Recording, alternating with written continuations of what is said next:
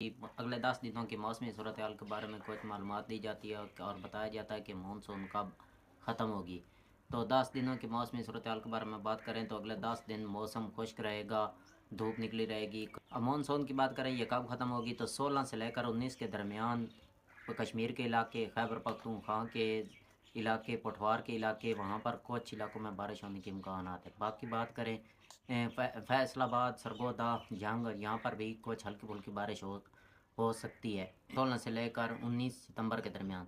बाकी 20 से लेकर 30 सितंबर के दरमियान मौसम खुश्क रहेगा। बाकी बात करें सिंध की तो सिंध में आज रात से लेकर कल दोपहर 2 बजे तक बारिश होने के इम्कानात हैं।